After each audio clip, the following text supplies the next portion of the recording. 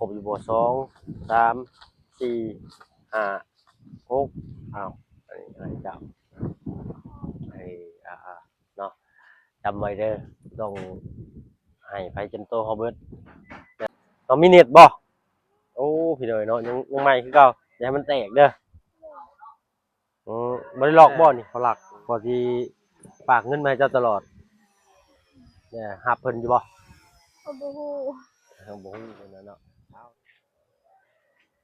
พี่น้อยเนาะเปิดคลิปเปิดภาพมาตอนเช้าๆเช้าๆทางสีท่าสร้างเพิ่นก็เริ่มลงมือแม่นพี่น้อยเนาะสร้างท่าสีก็เริ่มลงมือท่าสีแล้วพี่น้อยเนาะไล่ตามขอบตามราวบ้านแล้วก็ขึ้นสาบบันไดอ้อโอ้ฮอดขั้นตอนนี้เลยเด้อพี่น้องเด้อเนาะไม้ละนอกละแรงก็ติดแล้วแต่เมื่อวานนี่แหละพี่น้อยเนาะแต่ว่าถ้ามาเบิ่งเข้ามาทางนอกเพิ่นบ่ค่อยว่างก็เลยบ่ได้มาอัปเดตมาลุงเบิ่งพี่น้อยเนาะลึกเอาอันว่าต้นนี้นี่เพิ่นสิมาพี่น้อยเนาะเฮ็ดร่องน้ำนะพี่น้องเด้อเนาะเพิ่นสิเฮ็ดร่องน้ำเนาะเพิ่นสิเทร่องน้ำให้แก้ไขอยู่บ่อนนี้พี่น้อยเนาะก่อนอื่นเลย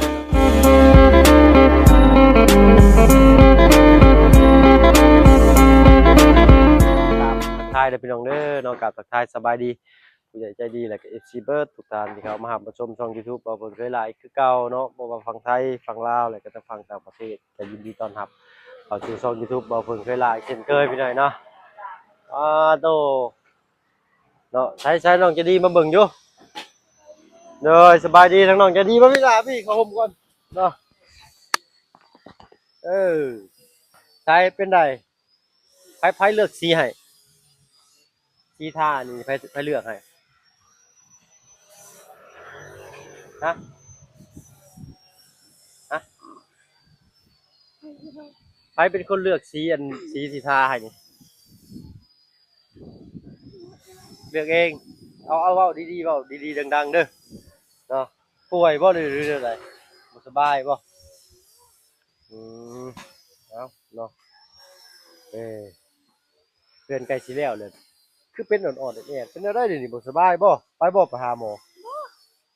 โอ้เราก็บ่แม่นเราบ่สบายติเนาะหยอกน้องเพิ่นพี่น้อยเนาะอันนี้เพิ่นสิเฮ็ดหยังฮู้อยู่บ่นี่บ่แล้วดิตัวเพิ่นผสมใหม่ตอนเพิ่นผสมนี่แม่นทีมงานได้แจ้งอยู่บ่เพิ่นว่าแนวใดเพิ่นว่าแนวใดวะก็ให้ประกวดขึ้นไปเฉยๆนี่เอถ้ายังบ่ได้ประกวดเลยถ้าพลาดอย่างนี้มันเตือนอีกอืมเพิ่นสิเทอันนี้อีกนะนี่หรือว่าเพิ่นสิเทร่องน้ำโอ้มาพี่ปุ้นโตหอนเอาพบอีกก่อนเอาเบิ่งพี่น้อยเนาะเพิ่นต้องใช้ทีมงานยังบ่ได้แจ้งน้องเพิ่นบ่จักนี่เนาะแล้วก็ไม้ก็เรือลายเนาะทางพ่อใจดีเพิ่นคือเก่าเนาะอยากให้เฮ็ดเตียงไว้ให้นั่งเดี๋ยวถามสร้างเพิ่นก่อนพี่น้อยเนาะว่าเพิ่นคิดเท่าใดเนาะถ้าบ่เบิ่งก็จะเฮ็ดให้น้องเพิ่นแหละพี่น้อยแต่ญาติมันบ่มาตรฐานญาติมันบ่ดีพอหั่นน่ะเนาะให้ทางสร้างเพิ่นผมมีประสบการณ์เฮ็ดให้ก็แล้วกันเอากินข้าวแล้วบ่มื้อนี้กินข้าวแล้วบ่ยังบ่ได้กินข้าวซ้ำโอ้ยเนาะเอาพี่จับไปก่อนพี่หน่อยเนาะถ้ามันแดดแล้วมันนั่นบ่สิบ่จบเลยนี่เอามามื้อนี้ก็มีทางขออนุญาตนั่งกับพี่หน่อยเนาะเอาล่าแท้ใช้โทรศัพท์เจ้านะบ่าวสิบอกเนาะพอดีทางพ่อใจดีเพิ่นหรือว่าพ่อหลักจำได้บ่มือเป็นจังน่ะใช้เอาโทรศัพท์เจ้ามาเบิ่งต้องมีเน็ตบ่โอ้พี่หน่อยเนาะยังใหม่คือเก่าอย่าให้มันแตกเด้อบ่ได้หลอกบ่นี่เอ้าใส่ Facebook อืใช่เนาะอืมมีพ่อใจดีเพิ่นเนาะพี่น้อยเนาะฝากเงินมาให้ทางน้องใจดีเพิ่นและเพิ่นก็อยากแนะนำเรื่องเพิ่นฝากบ่เพิ่งมาพี่น้อยเนาะแนะนำในเรื่องการใช้เงินใช้คำเวลาเด้อเนาะก่อนอื่นอันนี้ก่อนหับเฟซเพิ่นก่อนเนาะขออนุญาตหับเฟซให้น้องเพิ่นเด้อพี่น้องเด้อเนาะอืมบ่เพิ่นก็สิหับแต่ผู้เพิ่นขอมาที่อันนั้นแหละมีเน็ตอยู่บ่ล่ะ เราบอลนี่เป็นใช่นี่เนาะเปิดแล้วบ่เนาะนี่ได้เห็นละโอ้ยเนาะพอเพิ่งบ่ได้เปิดเน็ตเนาะ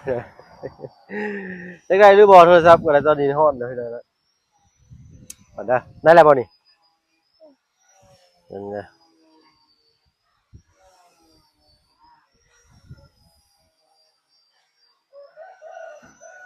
นี่เด้นี่ผู้นี้เด้อเนาะพอหลักพอที่ฝากเงินมาให้เจ้าตลอดเนี่ยรับเพิ่นอยู่บ่โอ้โห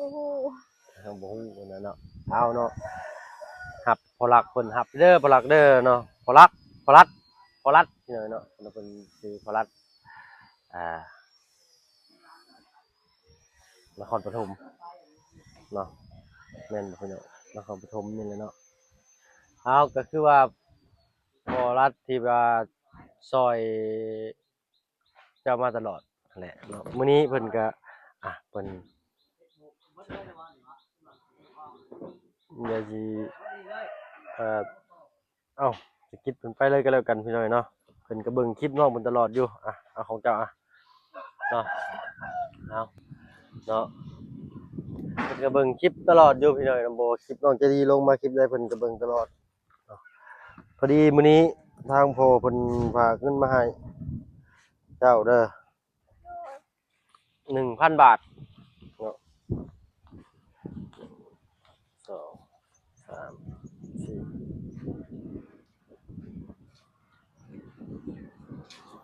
2 3 4 5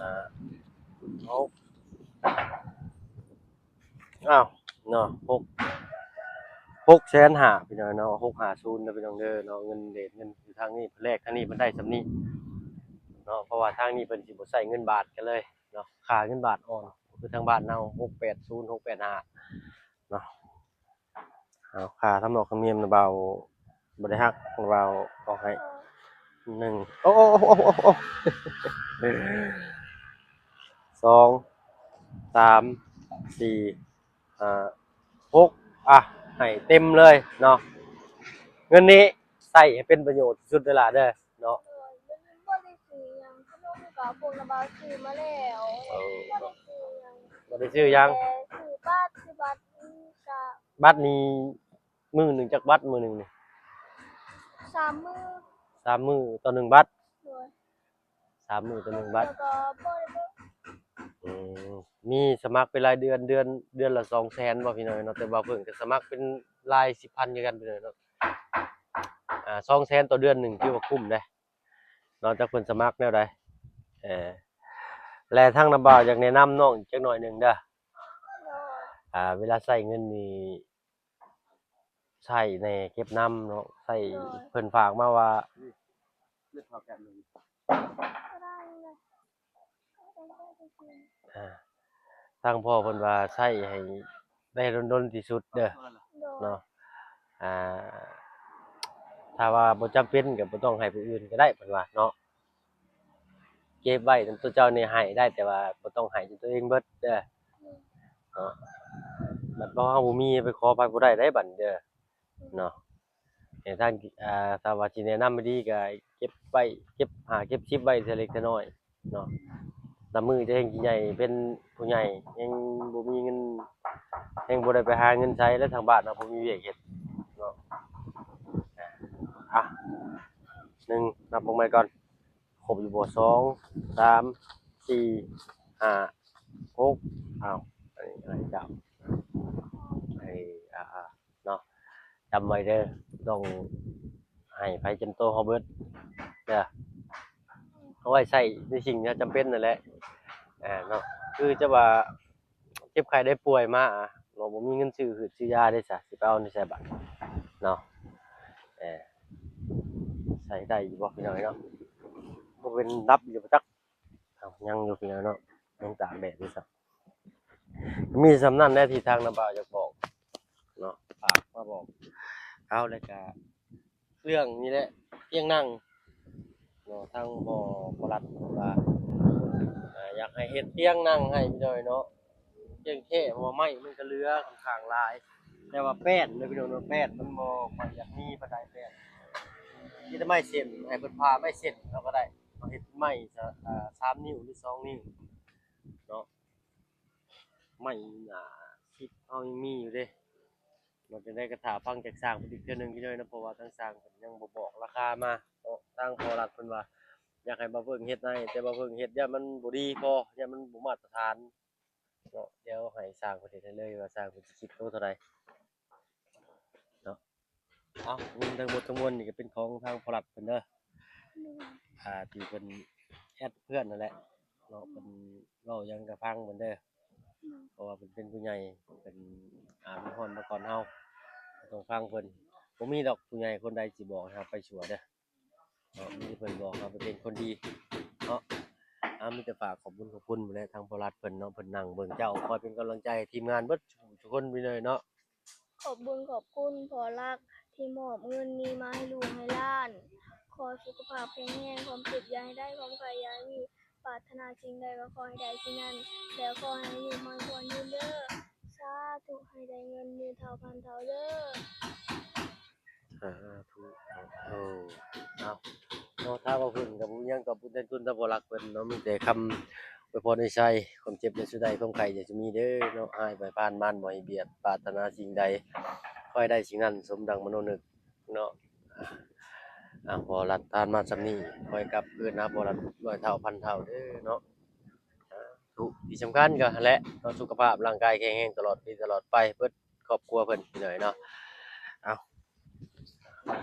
นี่แหละรอท่าเบิ่งว่าทางสร้างเพิ่นสิเว้าราคาเรื่องเตียงมาเท่าใดพี่น้อยเนาะทางพอรัฐเพิ่นอยากจัดการให้น้องเพิ่นเนาะแล้วก็เพิ่นยังสิเทพื้นอีกเทพื้นแล้วก็เฮ็ดร่องน้ำใช้ไปเบิ่งอยู่ดงเจดีย์พุ่นน่ะเพิ่นเฮ็ดหยังน่ะก็ผู้เพิ่นเฮ็ดหยังอะอย่าลืมเด้อเก็บไว้เด้อเก็บไว้เก็บเงินไว้ดีๆได้อย่าไปเหี้ยได้นี่เพิ่นสิเทพื้นเทิ่มอีกเพราะว่าบ่อนนี้มันจะต่ำเนาะเออ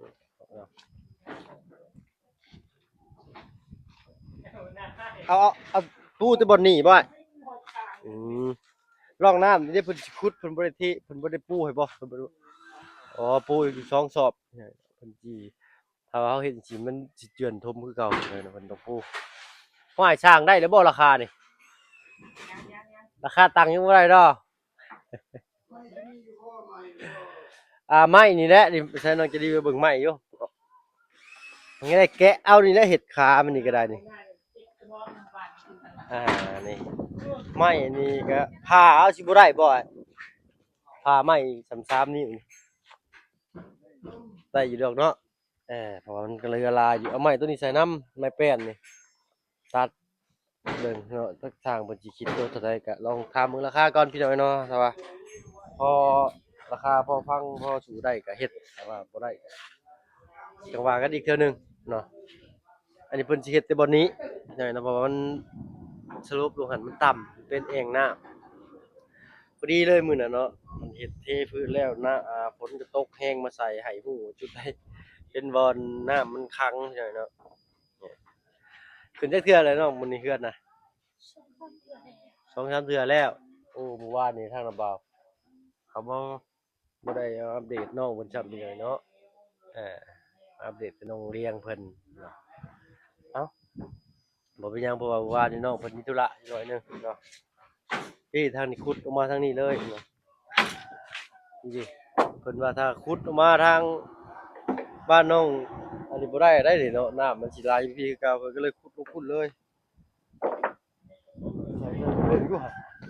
พี่เพิ่นสิ โอ้ประเทศในคากอยู่เป็นจังไดเนาะอึ๊บอ่ะแล้วก็เรื่องกินข้าวกินน้ำเด้อเนาะกินข้าวกินน้ำมันตรงเวลาแน่พุ่นน่ะหลับเพิ่นเด้อเพิ่นถ้าเพิ่นแชตเพิ่นอันนั้นมาแล้วก็ตอบเพิ่นเนาะเฮาพิมพ์บ่เป็นเขียนบ่เป็นก็บันทึกเสียงไปเนาะให้เว้าม่วนๆงามๆนำพ่อหลักเพิ่นเด้อเนาะเอ้น้องๆเพิ่นไปไสเบิดมื้อนี้คือเงียบแต่มื้อนี้เอ้เอาเนาะมื้อนี้ได้หยังให้สร้างเพิ่นกินสร้างเพิ่นซื้อกับข้าวมาเฮ็ดอยู่เด้โดยอืมอ้าวเนาะ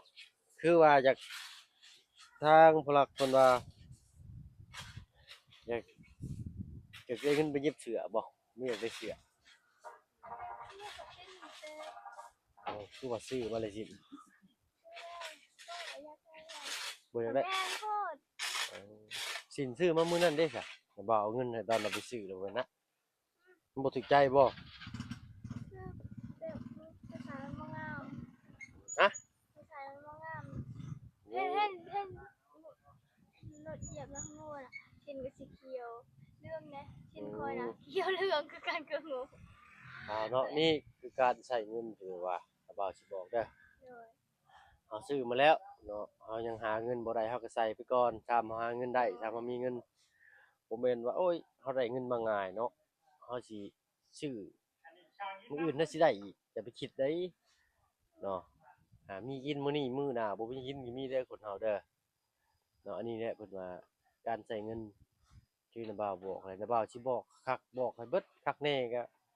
จักสิเว้าแนวใดให้มันฟังออกมาแล้วมันจังบ่ขัดใจหันน่ะเราต้องคอยใช้คิดเบิ่งคักแน่ว่าเฮายังหาบ่ได้เราต้องใช้น้อยๆได้บ่น้าบ่าวบอกจะได้แต่น้าบ่าวเฮ็ดบ่ได้น้าบ่าวก็ได้เนาะน้าบ่าวก็จำเป็นต้องใช้คือกันแต่สินเสื้อผ้าถ้าว่ายังมีอยู่ก็ใช้ไปก่อนเนาะบัดเจ้าเข้าโรงเรียนใหม่นี่แฮ่งคักแล้วนี่ สมมุติว่าให้เจ้าตัวนี้เนาะ1,000แต่เก็บไว้จะจัก500หรือว่า3-4แสนกีบเนาะอีก2-3เดือนไปโรงเรียนบ่มีเงินไปเฮ็ดจั่งใดบัดสิบ่อยากไปโรงเรียนอีกว่านี่อีก2-3เดือนนี่พวกน่ะบ่าวบ่ได้อยู่เด้อนี่เด้อตอนนี้น่ะให้เก็บที่เพิ่นเว้าน้ำขึ้นในหีบตักและเนาะแต่ก็ยังสิแวะเข้ามาอยู่น่ะบ่าวยังสิแวะเข้ามาอยู่เฮิงๆได้เข้ามาเทื่อหนึ่งซุมน่ะบ่าวบ่ได้เข้ามาคุมื้อจั่งซี้ได้เด้อ เขาทำมึงเนี่ยก็ตั้งใจเอาแหล้วบ่มีไผอยู่นำเฮาไปตลอดได้เนาะพ่อแม่เอ้ยน้องคือกัน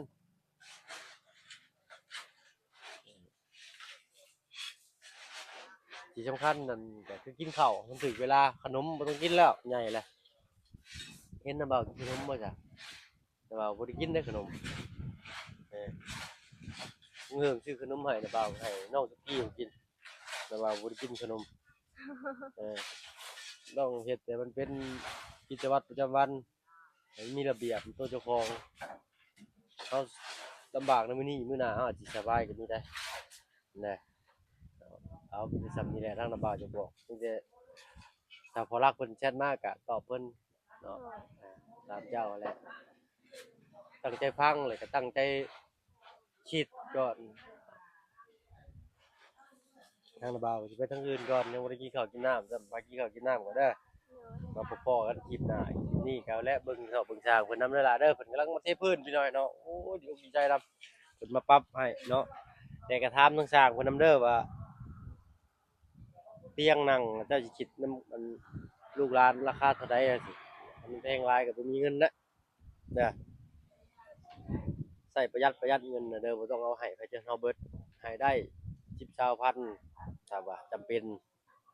เนาะบ่แม่นสิอ้าวได้แล้วไปซื้อโอ้ยซื้อเด้อมื้อนี้ได้เงินหลายไปซื้อก่อนบ่ได้เนาะสมมุติมื้ออื่นน่ะบ่าวบ่มีเงินมาให้เจ้าเด้ซะจะใช้เบิดมื้อนี้แหละมื้ออื่นบัดเจ้าเป็นไข้เนาะบ่มีเงินซื้อยาเอานำไผเอานำพ่อเฒ่าไปเฒ่าบ่อาไปขอเพิ่นบ่อายบ่บัดนี้ใหญ่แล้วให้คิดเนาะคิดหลายๆส่ำนี้แหละน่ะบ่าวอยากบอกถ้า าว่าเฮาฟังเฮานำไปสิเก็บไปใช้มันจะเป็นผลดีต่อตัวเฮาในอนาคตข้างหน้าอยู่แบบตัวของเฮาบ่ต้องไปคือคนอื่นเห็นบ่คือน่ะบ่าวเฮ็ดมันบ่ได้คือผู้ใดแหมเฮาอยู่ให้เป็นกินให้พออยู่ให้เป็นคนอื่นก็บ่กล้าเว้าหยังให้เฮาเลยนั่นแหละเห็นบ่น่ะบ่าวเฮ็ดน่ะบ่าวบ่ได้สอกับผู้ใดผู้ใดมาเว้ากับน่ะบ่าวอีกแหมบ่สอนไผก็บ่สอนเฮาแต่โอเคอย่าไปสูงกับหมู่อย่าไปใหญ่กับหมู่มันบ่ได้ต้องไปต่ำๆเนาะ เอ้าเว้ากันหลายใจกันห่างพี่น้อยเนาะทางระเบาไปก่อนเนาะผมพรคลิปหน้าสวัสดีเด้อโดยสบายดีพี่น้อยเนาะอ้าวผมพรคลิปหน้าพี่น้อยเนาะสำหรับคลิปนี้ก็ขอมกขอบใจต่อปัจจุบันทุกคนที่เข้ามาชมช่อง YouTube เอาเบิ่งเคยหลายคือเก่าเนาะสำหรับคลิปนี้ไปแล้วอยู่ดีมีแฮงเบิดสุขทุกคนขอไปเยี่ยมยามทั้งน้องป๊อปเพิ่นก่อนพี่น้อยเนาะสบายดีจ้ะ